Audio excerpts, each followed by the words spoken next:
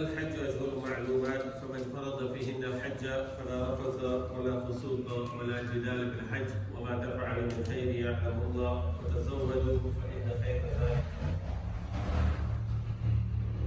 فاتقون يا أولي الألباب. عن أبي هريرة رضي الله عنه عن حبيبنا صلى الله عليه وسلم أنه قال: العمرة إلى العمرة كفارة لما بينهما والحج والمبرور ليس له جزاء إلا الجنة. So subhanallah, just as you are here, sitting here today, and very soon you will be setting out on a very special journey, a journey of a lifetime. And subhanallah, very soon you will be at that place, in that location where shaitan will also most humiliated. So we're not going to go into the details of the virtues of the Hajj. You already know, because you're already going to, inshallah, set out on a journey. Ultimately, you know that the reward of your Hajj, its reward is nothing but Jannah.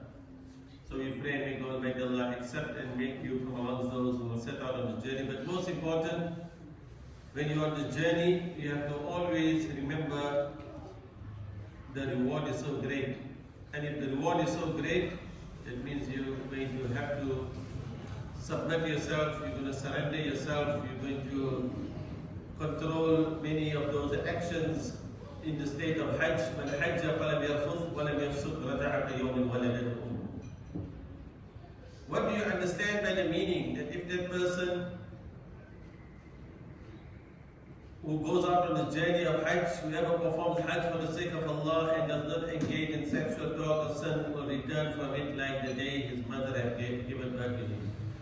So when a child comes into this world, then what happens? What does it mean? How much sins do you carry when you come into the dunya? Do you have any sins? No sins. So it means that person who returns from Hajj will return like the day his mother had given birth to him.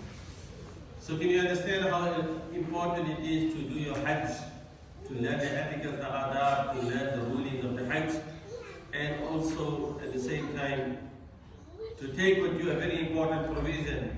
And the best of provision is taqwa and piety. So if you are going to be on the journey of Hajj and you're going to have taqwa and piety, then inshallah what is going to mean? Yes? Because you're going to take many of provisions. If you're going to take your accommodation and you're going to have your bookings and good on, meaning you have made your preparations for your food, but the best of provisions is the taqwa. And taqwa means wherever you are in the state of ihram, you're going to have a khawfu min al-jaleel. Meaning you're going to have fear of your creator, you're going to have, and all the time you're going to have that in your mind. So I'm going to, as I said, I'm not going to go into details on it because this will take a lesson on its own, just to tell you and give you the virtues and fadail. But now the question is, what preparation have you made? Have you made any preparations? Yes? When you're traveling? No, I just listened to it. So your preparations from home, you have been invited as the guest of Allah. And you don't know, sometimes you are invited, and sometimes, yes, your invitation, when you are invited as the guest of Allah, it can happen that sometimes you are going only for Umrah. Because everyone becomes a guest of Allah. You are going to a very, very special place, and that place is where the first house of Allah is. So it means from all of the people in the world, you will be from among the chosen one. From all the people in the world, from all parts of the world, for those, no matter how much of money they have, it is all about Almighty Allah accepting you that you would set out on the journey. So therefore, whosoever performs Hajj for the sake of Allah does not engage in sexual talk or sin will return from it like the day his mother had given birth to him. So remember your preparation. And many a times we set out on the journey, and we know there are many a times some people, they think they were accepted for Hajj, but they didn't settle some of their own personal financial matters. And one of the most important is to settle any debts before you leave. Because if you're going to go there and standing on the plains of Arafat, and then you are making God, may Allah accept your Hajj, but what if you owe somebody money And that is very serious a matter, as you would learn from the teaching of the Prophet ﷺ. What will be the consequence of that person, even though he has so much of ibadah and hajj and umrah and lots of ibadah, but if he left behind and he owes somebody some money, then that can cause in his diminishing in his reward, and there is also consequence for somebody who sets out on a journey and no intention to settling any debts. So that is a very important part of your preparation. And anything, return any belongings to the rightful owners. You need to apologize. Sometimes Hajj in itself, you don't know whether you're going to be coming back, because people set out on a journey and it's possible that they may not even return. Nobody knows. So many people go, they're already in the ihram and they go for Hajj, but you hear Salatu ala al-amwat, Salatu ala al-mayyit, Salatu ala al-mayyit. If you heard after every salah, the imams, they announce every day, people are passing away on the journey, and this is going to hear every salah, you're going to listen, Salatu ala al-amwat. What it means? It means there is janazah salah for the amwat deceased. So this happens in Hajj even more. Every day people are going to be buried and burials will happen. So therefore before you set out, you're already in your ihram and you have cut the outside clothing, meaning it's reminding you of maut, and to die in that condition, that's even a great blessing, because that person who dies in that condition, imagine in the race in the day of Qiyamah, his last action that he was on a journey, and that journey itself is reward is nothing but Jannah. Allah accepts, so it's a great blessing to be in that place, and if maut comes, you're dying inshallah husn al-Fatima. Free yourself of any of the worthy of them being obligation, and focus entirely on your ibadah, and it really needs to make the preparation, asking for forgiveness. Many people set out, they don't talk to each other, brothers and brothers still fighting over the inheritance and share. This is a dispute, and their life is carrying on, but meanwhile they haven't resolved. So this is important to write your will. Part of preparation of Hajj is to have an Islamic will. Islamic will simply means you must write it down. You cannot go for Hajj and then you suddenly, family heard the person passed away, and then nobody knows what is about his financial matters. Islamic will, really make it part of your preparation. Don't go without your Islamic will. Now this is a separate topic, how to prepare Islamic will. But briefly, just make sure that when you make that wasiyah, if I have to die, then my wealth should be distributed according to Islamic law. If you make a will, that must be written down. And obviously you have to disclose whoever is going to be executing your will. He has to be informed that you also, when that person married, that one owes you, you have that, you have to sort that financial matter. And because when a person dies, after his burial expense and after his part of your Islamic wealth, if somebody has debts, you cannot distribute the money until the debts are paid out. So remember, that has to be sorted, and then that is the 1/3 that is separate from your distribution, if you will. And if somebody dies, then he has to make sure that when the person who is in charge and who is executing his estate is going to distribute the wealth according to the Islamic law. So it mainly means that you are setting out on a journey and you have to have your lawful earnings. Prepare your heart and mind that your journey is solely for the pleasure of Allah. And part of your actions in improvement is to improve in akhlaq and character. Because you're in the state of ihram, and if you want your hajj to be accepted, wala rafatha, wala fusuq, wala jidal. Imagine the first day you're at the airport, and now you are standing in a queue, and you are waiting, and now 2 hours gone, and 3 hours, 4 hours, and now you're upset because you want to go for Makkah, you want to go Umrah. And then it's beyond your control, because this happens. People now, they have VIP, they have 7-star package, and still at the airport they're finding everybody still the same. You have to wait in a queue, and this is what Hajj teaches you. So you cannot start arguing with your travel agent, because it's beyond his control. This is a this happens and all overcrowding and it's the heat. And you will have to maybe spend, it's possible it has improved this year because obviously a lot of changes, now they have a lot of extra land transport.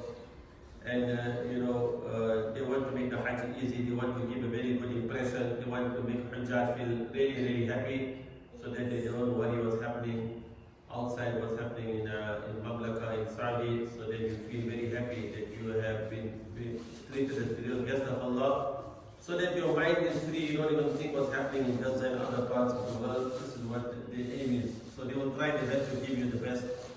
So just remember, flight tickets, documents, money, currency, hotel arrangement, medical, yes, your prescription, and that is also part of your journey.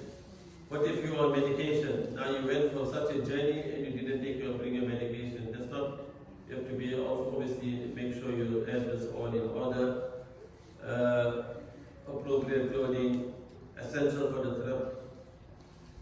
Obviously, you have to make sure that you are prepared physically, mentally. And Hajj is a journey, it's a physical journey. You need to know there's a lot of walking. Visiting the sacred site of Hajj Umrah is a rare blessed opportunity. It's a time to disconnect from worldly distraction and turn your full attention to Allah. It's going to happen that you're going to be distracted, and every time you're going to have your notification, it will be reminding, and then you want to know what's happening, and this is going to happen quite frequent. So just remember, limiting the urge to take photos or share updates can help you stay focused. It does happen sometimes in front of the Kaaba and you want to get that selfie in, you get distracted. So just remember all these things, how to control yourself in social media. And when you are in Ibadah and Tawaf, then obviously that time you can't take photos and say that I am now making Tawaf. That is your Hajj, so don't get distracted with all of these issues. Every moment is valuable, reflection and drawing closer to your Lord. And make sure, inshallah, you are remaining focused. Now just take note of this. This is the important, beautiful slide. Yes. Now, if you like me and you don't walk around, what's going to happen if you're going to go, if you have not been used to walking? So just be prepared. How many kilometers you're going to walk around in the Mataf area? So now start adding. If you are going to do your tawaf on the ground floor, 1.2 kilometers. If you're going to be on the roof, you're going to do 4.2 kilometers. Okay, miles, 2.6 miles. Then you have to do sa'i. Remember, you're going to do about 2 miles. Sa'i between Safa and Marwa. Now just understand, if you're from Mina to Arafah, obviously there are those who might want to walk. There are those, most of the Hajjaj will use the coach.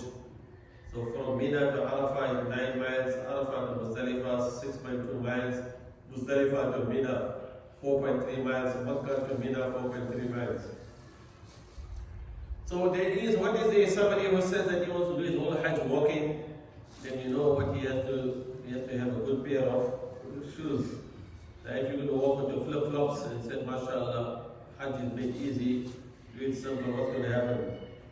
Suddenly you're going to find blisters your feet, so you make sure you have a good pair of sandals. That's also part of your preparation. Because it does happen, what if your coach breaks down, and from Mina to Makkah, you may not be able, you may not have some, coach is very hard, there's no, you're not going to have transportation from Mina to Jamarat, from Jamarat to Makkah. So just be informed, the only time you see transportation probably is from Jannah to Makkah, or Makkah to Medina. Okay, all those, but inside you will have transportation possibly arranged from your tent to Arafat. It can happen sometimes. You know, these things are unpredictable. What if from Arafat to Muzdalifah no coach came? It can happen. So everybody has different experience. So which type of Hajj you are performing? Yes, Hajj is of 3 types. Ifrad, Tamattu or Qiran. And most of the Hajjaj, they are doing Tamattu, they do Umrah, and after Umrah they exit Ihram, and after, when the days of Hajj set in, they wear Ihram again. First for the Umrah, then you come out of Ihram, and then 8 of Dhul Hijjah, you will wear Ihram again. And if you are in Qiran, you will do Umrah and Hajj with 1 Ihram. So most of the Hujjaj, they do tamattu'. So when they are setting out the first time, they will make intention only of Umrah. And when it is the 8th of Zulhijjah, then they will make intention of Hajj. Okay? So coming back to the miqat, ihram must be worn before crossing the miqat. This is a very important. Now, if you are traveling, anybody going via Yemen? Nobody. So the miqat for the people from Yemen is Yalamlam. So we are make it easy for we dua for Yemen, inshallah. Allah barik lana fi Yemenina, as the Prophet sallallahu alaihi wasallam said, make dua, make dua for the people of Yemen. Anybody going via from Medina? So you can have to be going to Hajj from Medina first. So you go, your miqat is called Dhul Hulayfa. If you think that you're going to head to Jeddah airport and then wear ihram, that's not the miqat. Miqat from the people. If you are going from here direct flight, then make sure before the miqat, if it's a Saudi airline, they will announce it on flight. But it simply means the demarcation, the areas where you're not allowed to go beyond, except that you're in a state of ihram. So that's an important part of your journey. You have to be in a state of ihram before the miqat boundary. Now the next question is, what does it mean that you are in a state of miqat? You may delay wearing ihram until 45 minutes before arriving. So generally, they would normally announce it that you are approaching the miqat, and then you make your talbiyah, labbaik, Allahumma labbaik. If you're wearing ihram at home, at the airport is convenient, or even during the transit if you are going via another country. So the best place to don ihram is either at home at the airport before you board. Changing in the plane can be uncomfortable, limited space. There is a risk of it becoming unclean, and those who have a stopover transit, you may be able to change during your stopover. There is enough time, you have enough time if you're going by another country transit, you can even wear ihram there. But if it's a very short connection, then don't risk it, make sure you're ready in your ihram. And as I explained, you wear the lowest sheet before leaving home or at the airport. When the miqat is near, simply remove your upper clothing and wear the upper sheet to complete the ihram. This makes the process easier and less stressful as you approach the boundary. This is just a side tip. So if you're wearing just the lower garment, then at the airport or when you're on the flight, then it's easier only to wear the upper garment. The upper sheet. If someone passes the miqat without entering the ihram, whether deliberately or by mistake, it is necessary for them to return to the miqat and enter into the state of ihram. If they fail to do so and enter the haram area without ihram, they must offer a sacrifice such as a small animal, sheep or goat. That is a penalty. So you cannot, there's no excuse. Either you go back to the miqat boundary. That is why it's important to be in the state of ihram. So the question is, how are you going to be in the state of ihram? And these are very important rules. Once you're in the state of ihram, you should not cut the toenails, killing wildlife, animal, wearing stitched garments which fit the body, meaning for the men, covering of the face and the head for the men, so you keep that open. You're not allowed to have any intimacy with one spouse, you're not allowed to wear litter, fragrant scents. So just remember, in the state of ihram, you're allowed, if you have Vaseline, you know, as long as it's fragrance-free products, maybe you have medication, injections, you're allowed to wear glasses, your pouch, your belt,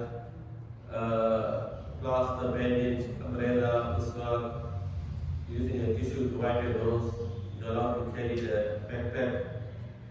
Yes, you're allowed to eat, so you are in Umrah and Hajj, whenever you are, obviously whenever you are hungry, you're allowed to eat, so you don't have to fast during these days. But what you have to be careful is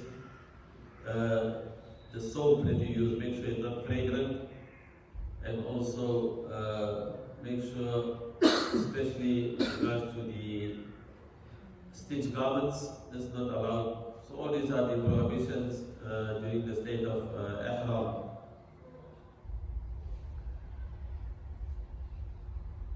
We've explained about crossing the miqat. We must enter into the state of ihram before the miqat boundary. Ihram means entering a special state, like how you enter into the state of salah. So ihram doesn't mean you just wore your two pieces of sheets, the upper and lower. It's entering into the state, and that's why when you enter in, you prepare before wearing your ihram, and then you make your intention, 2 rakats of salah before entering the state of ihram.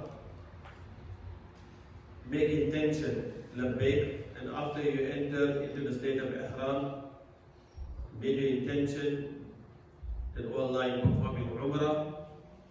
If it is Hajj Tamattu, you're only going to do umrah first. So you make Allahumma inni uridu al-umrah, fayassirha li wa taqabbalha minni, and then you say your talbiyah. لبيك اللهم لبيك لبيك لا شريك لك لبيك إن الحمد والنعمة لك والملك لا شريك لك. So you can repeat the talbiyah as frequently and loudly as possible. And in the state of ihram, as we pointed out, you should not mention and wear any undergarments, no stitched clothing. So that's why it's important to understand these rulings. For the female, women may wear normal clothing, cannot have anything. This is touch their face as a covering. So you find some women, sometimes they wear some protuberance, they wear a cap and they have some covering. But if they don't cover it and if keep their face exposed, that is allowed for women, because nothing should touch the face. Gloves should be avoided, and although they can wear jewelry, but all this should be avoided. Now this is some ruling of the type of slippers that you wear. You want to keep it according to this illustration, therefore what is below the line can be covered. So if you're wearing a type of sandal, make sure it is like the upper metatarsal can be exposed, but it is just recommended. Although there is the back, some of the scholars they have given the opinion that it's allowed to even wear a sandals with a grip at the back, because if you only keep a flip-flops and you don't have a grip, it can happen that you're walking so many kilometers and it may not even last long and you might even find it difficult. So just be informed that these type of sandals, when you choose it, just try and choose the back which is a bit lower, so it keeps it like in a straight line. Okay. So I'm not going to go into too much of detail because we really want to get you into the Hajj itself, but you have to read about these prohibitions when you're in the state of ihram, and you can see how much of details that you need to be informed. Every person who goes for Hajj, you will need to also learn how to perform Umrah. So generally, Umrah is part of your Hajj, so you need to know how to perform your Umrah.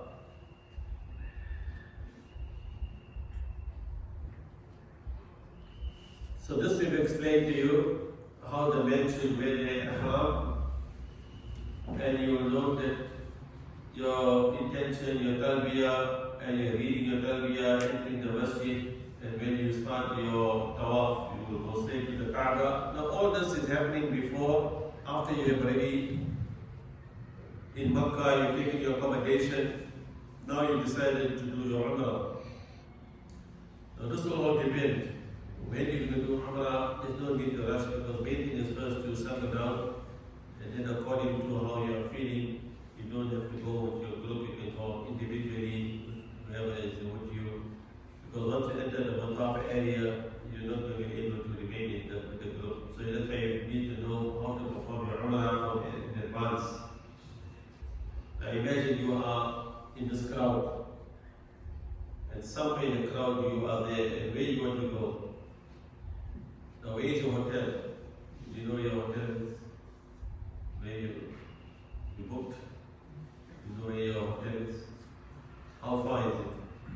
So you imagine, here you are.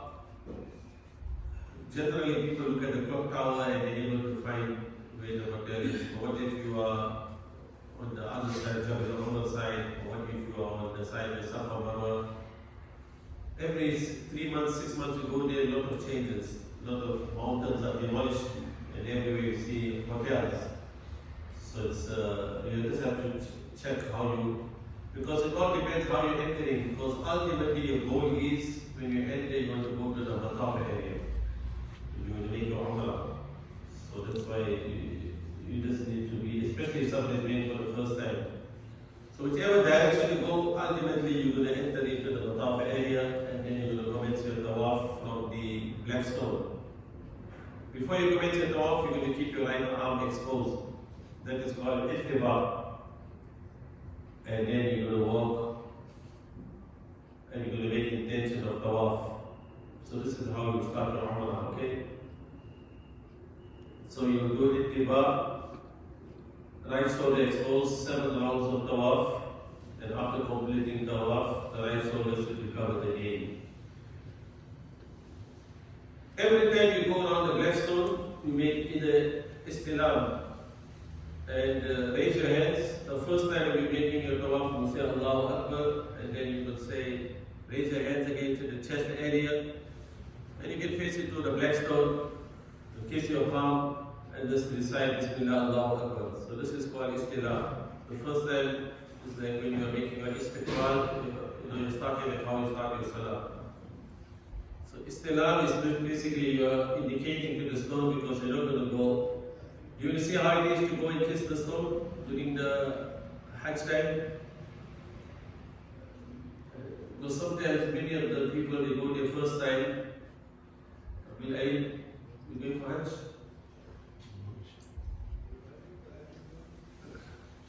So did you kiss the black stone? Did you try? Okay, I need to show the black stone because what's happening, this is, at least it gives you an idea of what's going to happen, especially when you are going to be inside the tawaf area. It comes up, let's see what happens. Let's see what's happening here. Can you play?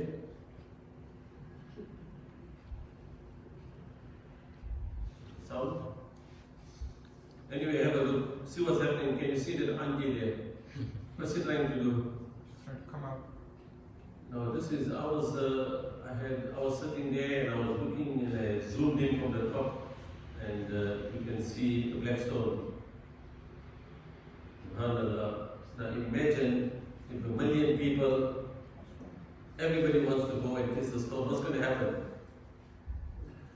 So that lady, SubhanAllah, see what's happening. You see? And now imagine if you are with your family, I wouldn't advise you. Now this is, Umar radiallahu anhu said the stone, I only kiss you because the Prophet ﷺ kissed you. I know you cannot cause harm, cannot cause benefit. But now look at, this is, imagine, and this is, it doesn't change. The black stone is still there, and the crowd is going to be there. Everybody wants to put their head in one stone. How is it possible? So what you should do is called istilam. So this is why, yes, istilam, yeah. Istilam is, yes, it is rather so you look. See, that's it, mashallah. Take from distance. So Bismillah Allahu Akbar, and you can push your hands. Okay. So this is what's going to happen. So you ready to kiss the stone? Yes? Dangerous. I wouldn't advise, and people fight there, people are pushing, and this is, whether they can Umrah or Hajj, just imagine if every person is coming to the Mataf area and kiss the stone.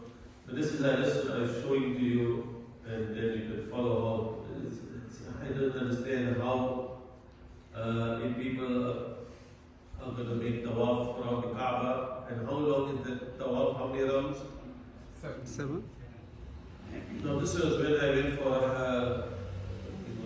I'm not sure, but you remember they had this before, now they removed it. When they were doing a lot of extensions and all, expansion, they don't have that anymore there. That time you could do tawaf and you could see the Kaaba very near from the top. But this is giving you an idea. You're going to be amongst this crowd of people, and sometimes you want to have a glimpse of the Kaaba, you want to make tawaf. So the first time you go for Umrah, you must always make a tawaf on the ground floor. Thereafter is going to be very challenging because not everybody is going to be able to do tawaf on the ground floor. So just be prepared. That is why we mentioned about the second floor. We showed you about the black stone. Thereafter also we will show you when I come to the days of Hajj, a little bit clip of each place. But for now, we take you back to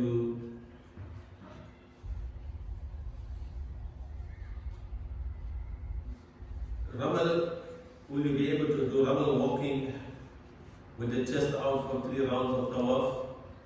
You will find you cannot even do that, so you might want to pretend as if though you are walking in a soldierly style. You may be difficult, but anyway, du'as, whatever you recite, end of each round do istilam, and then 2 rakats behind Maqam Ibrahim is important. Okay, after completing the tawaf.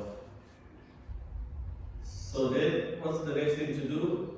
Sa'i, which consists of 7 rounds starting from Safa and ending at Marwa. This will be done on foot unless you have a valid excuse. So you walk. Now there is, I think on the last floor, you can have this, what they call it, electric cars. Sometimes you have people having to push you. Anybody with any disabilities, you will see it all signposted. But you start at Safa and you end at Marwa. Between the green lights, you can increase your pace between the green lights for men only, as you can see. And while walking, this reflects on the story of Hajj alayhi salam as he went between Safa and Marwa. Now the question is, are you going to shave the top of your head? For males, at least the full head, ensuring that at least a quarter of it is cut. For female, trim 1 inch of her hair. Shaving the head, the reward is the Prophet ﷺ placed 3 times for the one who shaved the head completely. Now is the main days of Hajj. And what is the main days? Now imagine your Umrah is finished, you come out of your Ihram, and then you're waiting for the 8th of the Hijjah. That is the first day of Hajj. Any questions so far? Yes, brother? Any questions? Not yet. Okay. Okay, so basically most people know how to do Umrah. But now Hajj only is farad once in an entire lifetime. And it's the first time and it's natural, nobody knows. Your first time, and it could be the only time you're going to be in Mina, in Arafat, in Muzdalifah, back in Mina, back in Jamarat. It's Hajj, how to perform Hajj, so this is where it begins. So you're going to start making intention of Ihram, but this time making intention only for Hajj. Tawaf al-Qudum is for those who only perform Hajj, no Umrah. That is why it's called Hajj al-Ifrad. So after Fajr, we're going to go to Mina and stay there until the next day's Fajr.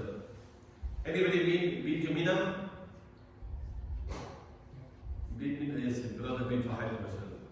So normally, especially during these times, they actually, your group leader, whoever you may say that you have to go to Mina in the night, it can happen. Sometimes they make their own arrangements and people are going to Mina. So you just have to remember that the first day in Mina is Sunnah, and your beginning of Mina, to stay in Mina is so that you do your Zohar, Asr, Maghrib and Isha. And this is the first day of Hajj. And you will do your Fajr of the next day. So that is where Mina is, and Mina is not of tents. And there are also buildings that as the years are going by, they're making and improving and making 2 floors. You know, this is how Mina is becoming a place where people spend, because they need to spend, generally it's going to be about 3 days in Mina. But the first day you only stay, and that is the 8th of the Hijjah, Takbir al-Tashriq, Allahu Akbar, Allahu Akbar, La ilaha illallah, Allahu Akbar, Allahu Akbar, wa lillahi alhamd.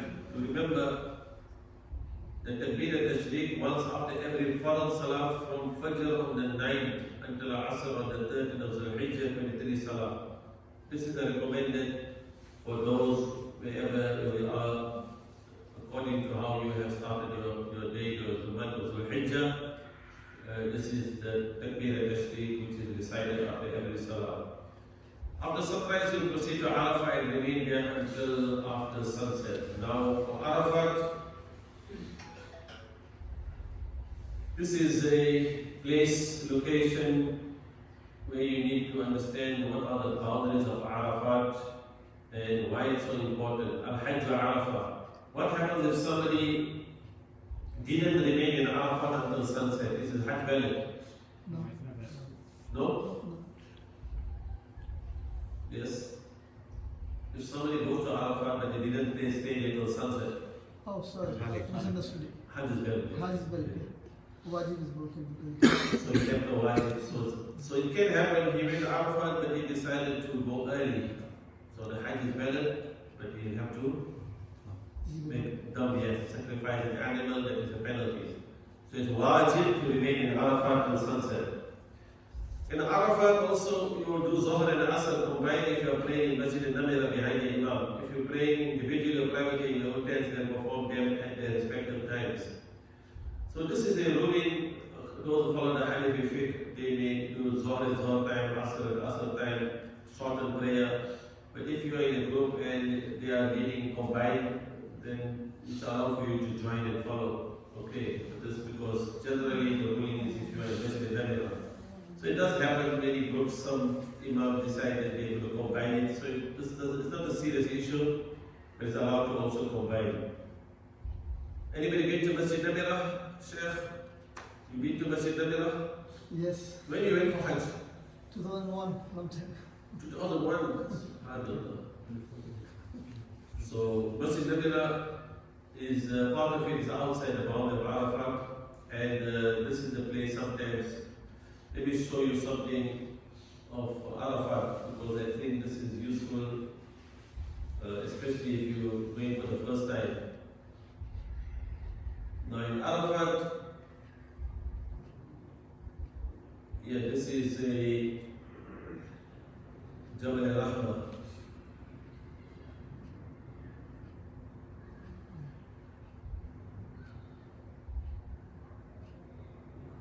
Now you know this. You know who's there?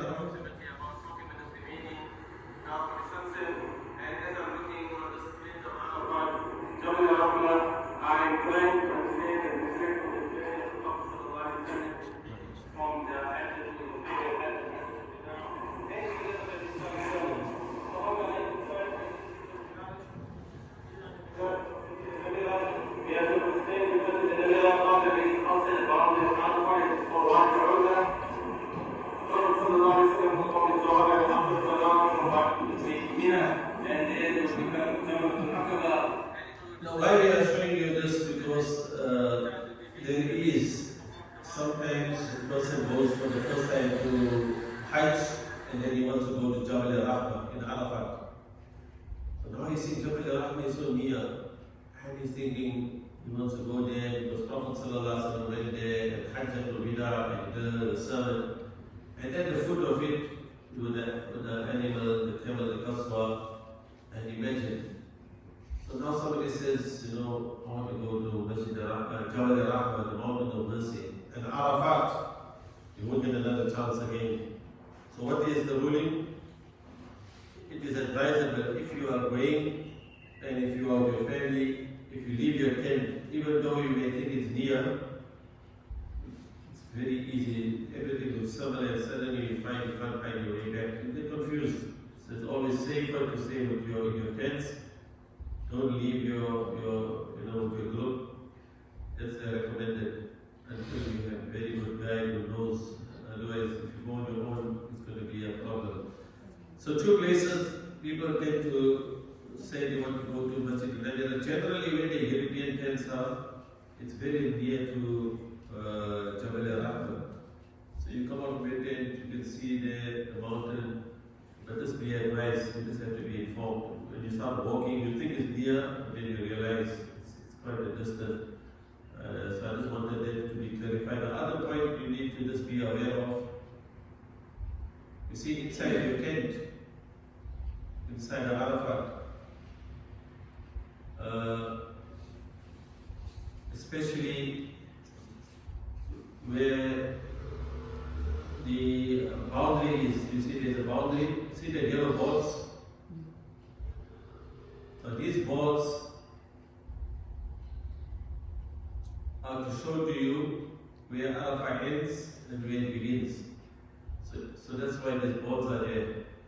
So if somebody goes outside the boundary of Arafat before sunset, then his Hajj is valid as long as he was inside, but then because he left the boundary before sunset, then he has to sacrifice an animal. See the yellow boards? So that's important, okay? So now what we learn about Arafat, simply you will need to be in the place of Arafat. In Arafat you're going to have your tent, you're going to be, I can see that the air conditioned there, you're going to have all the facility, you're going to have food provided for you, you're going to have time to rest, you're going to do your Zohar, Asr, you're going to do Wukuf, and then you're going to go outside and get to after sunset. So Arafat is not difficult. Whoever is with you, your group guide, your imam, he will give you some reminders. So basically, during this day, we just want you to appreciate and think that you are in such a location and place and you don't know whether you will return to this place again. And this is the best day which Allah created, but the shaitan is most humiliated on the day of Arafat because the millions of people are Tawheed, meaning they are submitting, surrendering, La ilaha illallah wahdahu la sharika lahu, lahu al-mulku wa lahu al-hamdu yuhyi wa yumiitu biyadihi al-khayr wa huwa ala kulli shay'in qadir. Many a times, sometimes suddenly it's very hot, and sometimes it becomes cloudy, it can happen. Sometimes it starts raining the next day. So whether it can remain very hot, so just understand that this is the place and this is the moment in time, especially when we're coming close to sunset. And make dua and pray and think about Qiyam and think about, it's a good time for reflection.